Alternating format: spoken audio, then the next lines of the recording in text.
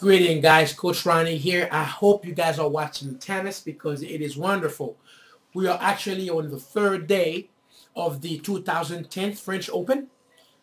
Exciting news. I don't know if you had a chance to see the match yesterday between Richard Gasquet and Andy Murray. That was a beautiful match. Andy Roddick just won his first round match. Everything is great. But anyway, this is why we're shooting this video, guys. We're shooting this video for two reasons. Number one, I received an email. And again, as I said, I don't respond to most of my emails through a video format. But when I see when someone send me an email that I think the answer might benefit array of people, then I've decided to make a video about it. Instead of me trying to write one person, I just decided if I make a video, then the next time someone asks me the same thing, I can just refer them to the video site, okay? And that's the reason why we do these ask me questions and I'll answer the question. The first video someone sent me, the first email someone sent me, she wanted to know, how do you determine what level you are as a tennis player? The NTRP stands for the National Tennis Program. I'm going to have a link down there. And once you click on that link, it's going to break it down for you in details. What is that mean? Because it would for me to explain exactly what a 1.0 is versus a 2.5 tennis player, that would take all day to shoot a video. So I've decided to just put the link down there. And actually, I'm going to have two links. The first one is going to be my site, and the second link is going to be where I have the link. If you need to find out exactly where you are in the chart, then you'll click on that link, and then from there it'll take you there.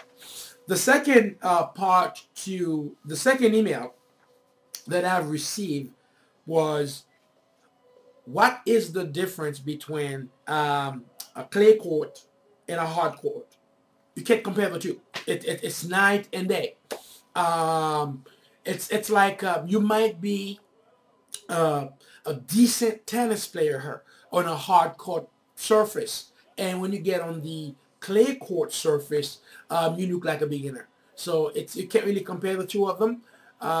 Some people have said it's not fair, like Andre Agassi. I don't think he really had to train so hard for him to play on the clay, because that came naturally for him. Now, that doesn't mean he didn't practice on it. That doesn't mean that he didn't have to pay his dues.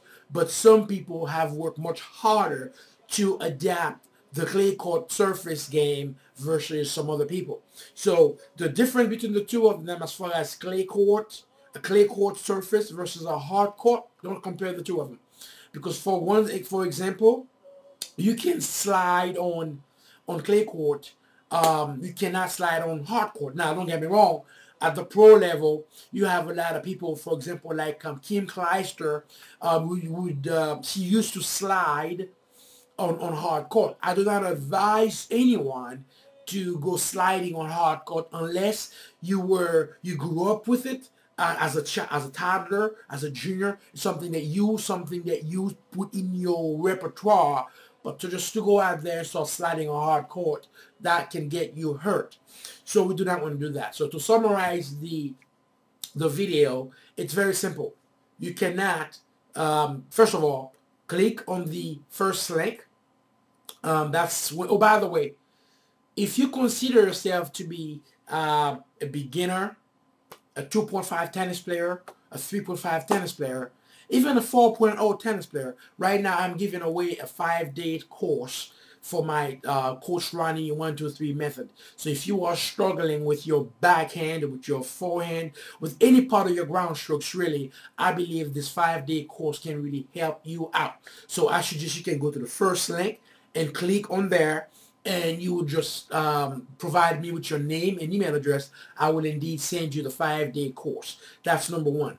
Point number two, don't compare hard court and clay court. Go approach them with two different mindset. It's like when you play with someone who's a right-handed person versus someone who's a left-handed person. It's two different things. If I go out there with the same mindset the way I play with someone who's a right-hander versus a left-hander, I'm gonna be in a whole lot of trouble. So it comes down to the way the way you process the information, and pretty much you go from there. Okay. I hope that I answered the question. If you feel like that I'm missing something, please shoot me another email, and I will try my best to stay in contact, in touch with you guys. Other than that, thank you for watching the video. I will see you on the other side. Keep watching the French Open. I believe this year something special is about to happen. Bye-bye.